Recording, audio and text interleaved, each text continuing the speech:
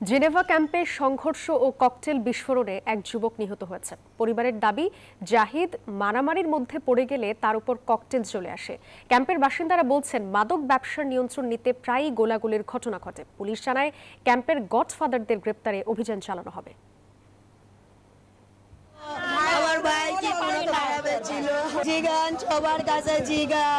রাজধানীর মোহাম্মদপুরের জেনেভা ক্যাম্পে মাদক ব্যবসা নিয়ন্ত্রণ আর আধিপত্যের দ্বন্দ্বে আবারও ঝরল তরুণ প্রাণ। বৃহস্পতিবার ভোরে জেনেভা ক্যাম্পের ৭ নম্বর গলিতে ককটেল বিস্ফোরণে মারা যান জাহিদ নামের এক বাসিন্দা। পরিবারের দাবি, জাহিদ মাদক ব্যবসার সঙ্গে যুক্ত ছিলেন না, বরং এলাকার এক পক্ষের হামলার শিকার হন তিনি। আমার বাইরে দেখলে কোনো হিরোইন ছিল কোনো কিছু না। প্রত্যেকটা দিন রাত 2টার পরে এই বোম মারামারি হয়।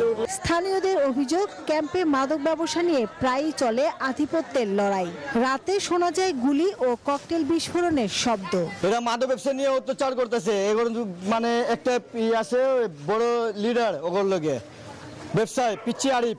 বান্ডেল থাকলে প্রতি সেনমানিতে টাকা বাঁচবে। বিকাশ সেনমানি বান্ডেল কিনে জিতুন প্রতি লেনদেনে। রাত্র 2টার সময় আরম্ভ করছে, কমপক্ষে নাহলে 50-60 জন আইছে। আয়া মাইরা প্রত্যেকটা গালিতে ঘরে গালাগালি করতে বাইরে হলে তো কোপায়া যায়।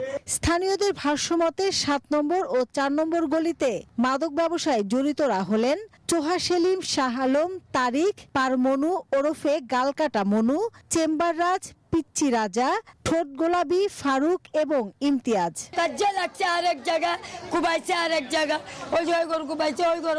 পুলিশ বলছে, ক্যাম্পের অপরাধ চক্র দমনে চলছে নিয়মিত অভিযান।